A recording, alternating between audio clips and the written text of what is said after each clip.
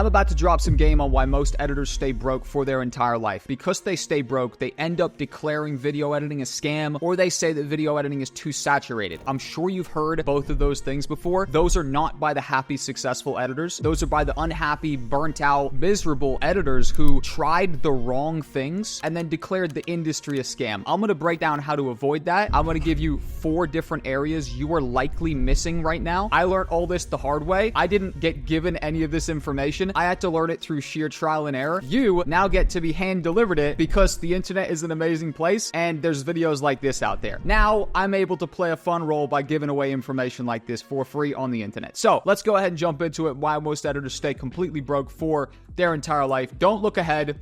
We're going to go ahead and break this down. Okay, so why most editors stay broke? Let's go ahead and talk about it. There are 2 core reasons why most editors stay broke, and they are probably things that you could predict. You could go ahead and predict it. If you threw it out there, you said, okay, why would most editors stay broke? You could probably pull these out, okay? So let's go ahead and talk about them. The 2 most common areas are either their skills suck or their marketing sucks, okay? Now, I would actually go a step further, and I kind of changed this to a different color, a less intense color. I'd say skills suck. Most people's skills, I would argue, don't actually play the biggest role. AKA, the skills sucking isn't the real reason why they're not getting clients and they're not making money. The reason is more akin to this puppy over here. It's the fact that they don't know how to get attention on their services. They don't know how to get visibility. They don't know how to make people aware of what they're doing, or they don't know how to do it in a way that isn't abrasive and annoying. Like if you send 1,000 shitty emails that say, hey, I want to be your editor. Maybe somebody hires you, maybe, but it's so unoptimized and it's so annoying, right? It's like, it's just not in any way a enjoyable situation for the client. It's not enjoyable for you to sit there and spam 1,000 emails. It's not ideal. So skills usually don't, play the biggest role. They're not the factor. Obviously, you are selling video editing skills, so they do have to be good. But when I look at most editors, and at this point, I've audited and coached hundreds and hundreds of editors at this point through VP Plus, my private members community, it's usually not the skills. So if your skills do suck, I have 3 quick solutions for you, and then we'll move on to the real problem, which is marketing. Watch tutorials, practice edits, take content and practice. And I just launched a new $5 a month community called VP Plus Academy. And the only goal is to make you a good editor so that you can graduate and join Video Production Plus, my real offer, and I'll teach you how to get, big money clients. So those are 3 solutions for you. VP Plus Academy, link down below if you are interested in improving your editing skills. But most of you won't be in that bucket. The bucket you're in is the marketing sucks bucket. Marketing is an interesting word because, in this day and age, there's so many buzzwords that get thrown out there. Marketing kind of just means how loudly can you scream about your service until people, are aware. Marketing is just awareness, right? If you had some apples to sell, what would do you better? You sitting in your house with your apples, or you going onto the street with a sign that said, I have apples, and just saying, yo, apples, 3 for $5, 3 for $2, 2 for $1, right? Like just getting out there with your message. Now, obviously, there's different levels to marketing. Some is better than others, and we're going to go ahead and talk about some of the bad ones first, right? So marketing that sucks is usually based around old age tactics, AKA, right? Tactics that worked back in the day. Tactics that I probably was trying to use back, 8-9 years ago when I was coming up as a freelancer, right? Like just heavy volume-based outreach, okay? Like, okay, I'm going to send 200 emails today. And then tomorrow I'm going to do the same. And tomorrow I'm going to do the same. Tomorrow I'm going to do the same. Like when there was less competition, that could certainly work because you could do so much volume that just the law of averages, someone was bound to convert. Sure, somebody somewhere probably will convert. And to be honest with you, I built my business on low quality volume based outreach until I started to build enough social proof that my personal brand increased my perceived value and clients came to me through inbound leads. But in the early days, I was just brute force low quality outreach, heavy emails. All of my big club clients that I landed originally were straight up from just hardcore Facebook volume based outreach. Same message. All I'd change is their name. And it was so unoptimized. It's painful. It's so funny to think back on how unoptimized, how unstrategic I was. But again, this makes a good point.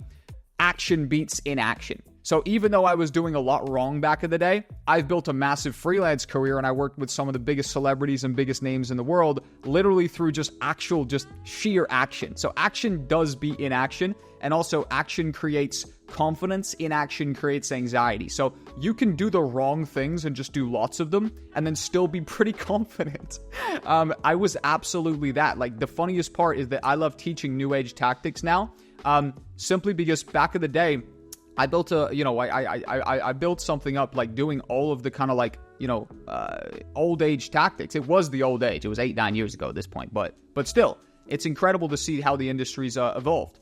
Big thing next that stops people getting, clients and is just poor marketing tactics: zero authority, and low perceived value, right? You have no personal brand, you have no case studies, you have no testimonials, there's no social proof or track record of you on the internet to say that you're not a scammer. People don't trust you. You have no authority. You have no perceived value. You also have no systems in place to deliver you leads, right? So what is a system? A system in place for me was my Instagram, right? So for example, I grinded so hard through volume-based outreach that I built up so much social proof, because every time I'd do something, I'd get loads of behind-the-scenes content of it. If I went to do a videography shoot, I'd get so much behind-the-scenes content of it. I'd slap it all over social media. If I was doing a big video editing project in my office, my shitty little office, I would be documenting it well. I'd be doing loads of stories throughout the day. I'd be talking about it. I'd make some YouTube videos about it. I was just doing so much to make so much social proof on the internet that I was really a full-time freelancer, that I started to blow up and get loads of inbound leads. People would see me as the video guy. Jack's the video guy. Jack's the video guy. I was so front and center in people's mind when they thought they wanted a video that Jack Cole was the person that they'd hit up. So I had systems in place to deliver me inbound leads, right? In this day and age, for our students in VP+, they follow the blue path. We blow them up on social media inside of VP+. It's a big part of our community. We blow them up a personal brand. They put out before and after edits. They attract inbound leads to them, okay? Huge, big, massive. I encourage you to join VP+, but regardless, let's go ahead and talk about this. They're also targeting the wrong type of clients, okay? They're targeting the wrong type of clients. What that means is that they're going after people who are too big and won't see the message, who maybe don't have a fundamental business behind the actual, the actual content. The content doesn't serve a purpose, aka it's just vanity content. They're going after some vlogger or some bullshit like that, and the vloggers just, literally penny pinching. They don't want to pay an editor or anything. They're editing their own videos in CapCut. They've got their little niece trying to, chop up videos in Filmora. It's not a business operation. Versus targeting the right type of clients, which we'll talk about shortly. But how do you overcome all of this, right? How do you overcome absolutely all of this? Or is it just a dead end? Should you pack it in? Should you go get a job at, Mackey's? Should you actually just quit video editing? Should you say that it's too saturated? Well, no, because you can solve all of these things, right? So the real aha moment is when you get, is when it hits you and you're like, oh, I get it now. All I have to do is solve for all of these things right here, and I'll be crushing it, right? So what does that mean? We literally reverse engineer every single one of these, and we get to our answer. It's quite literally just the opposite of what the old age tactics are. So let's go ahead and break down. What does that mean? What does the opposite of these mean? Well, if low quality volume-based outreach doesn't work, right? Then what does work, right? I'm waiting. Comment it, right? If low quality volume-based outreach doesn't work, what does work, okay? Let's go ahead and draw it out, okay? Well, it would be high quality, right? Because again, we are reverse engineering high quality, value first. Value first. Now, that's not volume based, okay? Volume based means we're going to hit thousands of people and, 0.5% will respond and great will land, fucking 5 people. Or yeah, great, we'll get 5 messages back. No. High quality value first is not volume based. High quality value first is I'm going to go vet and build out a list of creators. I'm going to go vet and build out a list of creators who need my services, who are maybe selling a product and need content, and content's an investment rather than an expense. I'm also going to make sure that they're big enough to be able to afford me, but small enough to be able to see my outreach. And I'm going to take their content, I'm going to make it better, and I'm going to approach them with a sample. Jack, what's going down? I love your content. Had a bit of time this afternoon, so I decided to make it better. Here it is. This is my gift to you, right? Okay, well, how much harder hitting is that than 1,000 messages to people saying, hey, I want to be your editor. Hey, do you need edits? Do you need edits? ? Well, yeah, obviously that's going to be way, way, way more hard hitting because also it doesn't feel like outreach. At that point, if I, Jack Cole, and I get outreach to left, right, and center nonstop, and I'm literally like a mid-tier, small-level influencer, so I imagine what the big ones get. If I load up my email or I load up my DM, and there's just a dude who says, Jack, love your videos, man. I thought maybe the hook could be a bit better, so I took some time and remade the hook for you. Here it is. Love to help you with more of these in the future. Let me know. Be like, wow, he actually made the hook so much better. I could see, oh, wow, my hook kind of sucked before. Holy shit. And it acts as like a before and after concept, and they think, wow, this is really good. Then they hire you. Now, does everybody hire you? Of course not. That's not how life works. But do you stand a much better chance of people actually caring about your outreach because of that? Yes. Obviously, 100%. So that's one reverse engineered version, right? Reverse engineered. Next reverse engineered version. Okay, remember, we're literally just flipping these. We can find out what to do by literally just reversing what not to do. Zero authority, low perceived value. Okay, how can we actually go ahead and increase those? Okay, we can increase those by building ourselves a personal brand. Okay, social proof, SP. Getting social proof, okay? Social proof would be testimonials, right? Testimonials, you would need some testimonials. Testimonials would be great. You could also go ahead and build out a, this is going to be the exact same, SP, sales page. All right, you know what? I'm going to call it a landing page, okay? Just till we change what we're talking about. You could build out a landing page that has a VSL, a video sales letter, where you're on the video talking to the client. Hey, what's up? My name's Jack. I actually create content for business creators who are 7-figure entrepreneurs who want to generate inbound leads through organic content. Whatever your pitch is, whatever your thing is, make a video, slap it at the top of your landing page, then have some of your testimonials on the landing page. Then even a step further, if you've actually gotten a win for a client, and you can build up to this, right? Why don't you put together a case study? When you work with a new client, you actually screenshot their social media and you see that their engagement's bad and their views are bad. And then you come back a month later after you've been working with them and you screenshot the transformation. This is before me. This is after me. Build a case study out of it. Make it nice. Add a bunch of graphics to it. Build out a presentation like Myro right here. Actually put a little bit of legwork in. Awesome. Now you are starting to build authority. You are increasing your perceived value. You actually are making a real case for why you're somebody who should be hired. Bang. Now, how much more money is this guy worth right here? How much more money is this girl worth right here? How much more money is this person, this freelancer worth right here? And for anybody watching this that's like, Jack, I don't know, bro. That sounds like a lot of work. Well, yeah, if you want to generate a result, you do have to put significant work in, or else everyone would just be doing it, right? So anything you want in life is on the other side of some significant hard work. And to be honest with you, it's not as though you're going to lock into a coal mine. You're not going to just do literal slave labor. No, you're just making some stuff on the internet, pressing some buttons, right? Your ancestors would be embarrassed to know that you find it hard to press buttons on a fucking device that was made in China, right? Shame on you if you thought that this is hard work. This is easy right here. This is no big deal. And you don't have to do it overnight as well. You can do this over the course of a month. You can do this over the course of a few months. Obviously the quicker the better. If you had all this stuff today, you'd be making more money, but you don't have to do it literally overnight. Awesome. Fantastic. So, if you're liking this video right now, I want to throw people through a loop because most people won't get to this point in the video. So I want you to comment on this video right now. I want you to comment the green check. You know what I mean? The green check emoji. Just that. Actually, the green check and the whisper. Those two things. No one else will know. Green check and the whisper. If I see that, I am going to be very happy with you. I'm going to know you're a real one, okay? Green tick mark and the whisper emoji. Those two, Don't tell anybody. Comment it now if you're actually, you're paying attention. I want to know who the killers are, okay?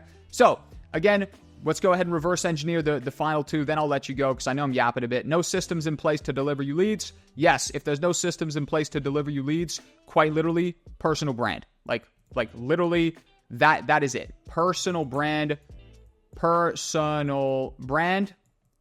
Simple as that. Personal brand. Boom. Okay. Personal brand is literally what you need. I actually gave away I put together a lead magnet. I actually kind of like go over this section in the lead magnet as well, but I then give away, like, I'll literally show you down here. I then literally give away the client magnet method, which is a method to literally attract inbound leads to you and blow up a personal brand. So I actually would highly encourage you to get that lead magnet linked down below. Literally just skip the part where I go over this, but then, the other part's very valuable to you. And your personal brand is how you get inbound leads, and actually mainly essentially, blowing up on social media, and doing B/As, doing before and afters, attracting inbound leads to you, engaging with the editing community come and engage back with you. Then your posts start to go viral. Your posts start to actually get reach.